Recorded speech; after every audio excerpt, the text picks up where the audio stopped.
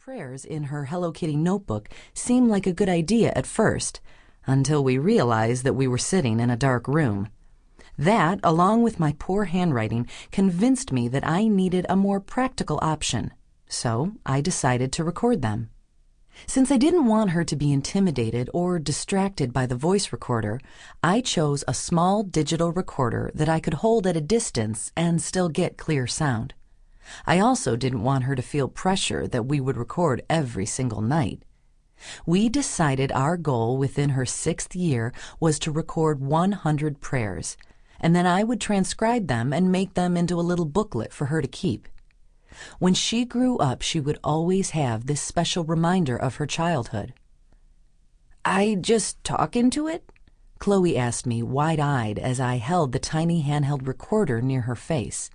She leaned in, thinking she had to have her mouth practically on top of the speaker for it to work. "You don't have to be that close. Just talk normally. Pretend it's not even there," I said, gently guiding her head back down onto the pillow. But then something funny happened along the way to reaching our goal. As I listened to Chloe pray every single night, I realized that I was not doing this just for her. I was also doing it for me. I'm a regular mother who wanted to give her daughter a love of God. Yet with no special skills or theological background, and with as many questions about faith as answers, I felt ill-equipped to be her guide. But slowly I started to discover that she was my guide. Woven in between her simple declarations of thanks and love were trinkets of wisdom about how to approach spirituality, parenting, and life in general. It was only when I stepped back and really started to understand the gift she had given me that I decided I needed to share it with others. "Is it off now?" she asked that first time we used the recorder. "It is, sweetie," I replied, tucking it into the pocket of my robe.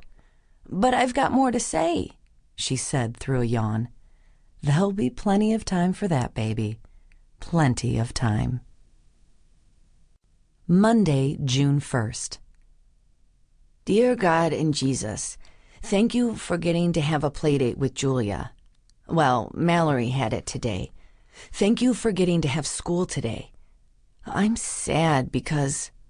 Well, I'm happy because we're going into 1st grade, but I'm sad because we're leaving kindergarten. I want to time travel to get all the way to the 1st grade. My friend Jordan wanted to do that. So, do you love kindergarten? Yes. What are you going to miss about it? I'm going to miss my teachers, my friends, the whole entire classroom. Okay. What else do you want to thank God for? Getting to do swim practice today, and Daddy getting to be home today. Home early. Home early. Thank you for my family, and one more thing. Oh, thank you for Mommy. Spiritual core. Just as some children are born with brown eyes or blonde hair, I believe some people are simply born with a deep spiritual core. I might not have recognized it as quickly had Chloe been my firstborn child, but because I already had some experience with raising my older daughter, Mallory, I realized right away that Chloe had an inherent faith that didn't come from Sunday school or her family. It came from somewhere deep within her heart. "Where did you come from?" I asked Chloe on a regular basis, meaning it both literally and figuratively, as in, how did I get so lucky to have such a sweet child? I am a lot of things, but sweet is not a word you would use to describe me.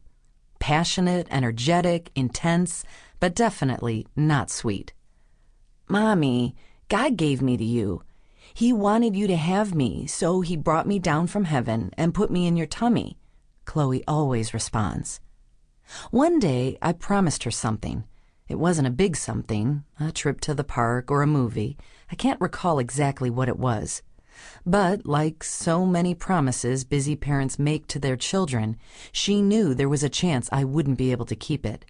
She looked me directly in the eyes at 5 years old and said, "Mommy, you know if you break a promise, you will break God's heart."